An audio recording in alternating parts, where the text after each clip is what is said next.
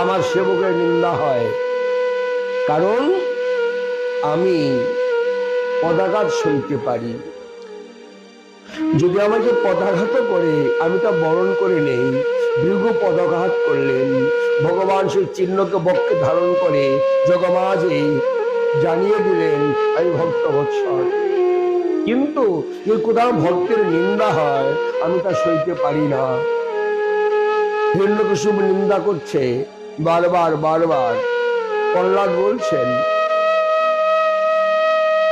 পিতা বিষ্ণু নিন্দা করো না, বিষ্ণু নিন্দার পরিণতি ভালো হয় না। নিন্দাং ভগবত শূন্যং তৎপরস্য জনস্য বা ততো মম ইতি ইয়াসিরপি যথা শক্তিদাঞ্চিতা। হরি বল।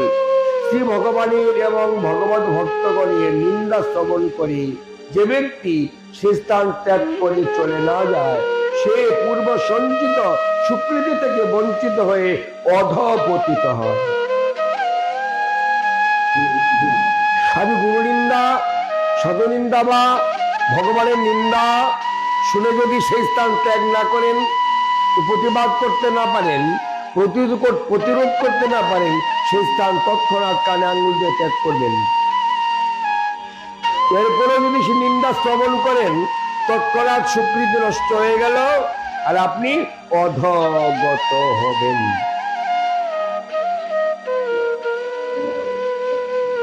নিন্দাং ভগবত সিন্নাং, নিন্দা কানে শ্রবণ করে গুরু নিন্দকের মুখ কবু না হেরিবে, যথা হয় গুরু নিন্দা তথা না যাইবে।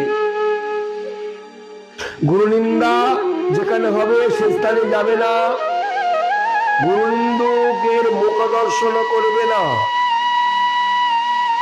যদি যে গুরু নিন্দা করেছে সে ভুল স্বীকার করে যদি গুরুদেবের স্তুতি করেন, আমি ভুল করেছি, আমায় ক্ষমা করুন, না বুঝে করেছি, এই সংস্কার জনিত ভাষণ তার মুখে না শোনা পর্যন্ত তার মুখ দর্শন করা যাবে না। কঠিন কথা না? এখন সুযোগ জ্ঞান গুরু নিন্দা শুনবো কি গো? নিজেরাই তো গুরু নিন্দা কীর্তন করি। সুযোগ পেলে মাঝে মধ্যে হয়ে যায় গুরু নিন্দা। গুরুদেবের আজ্ঞা নির্বিচারে পালন করতে হবে,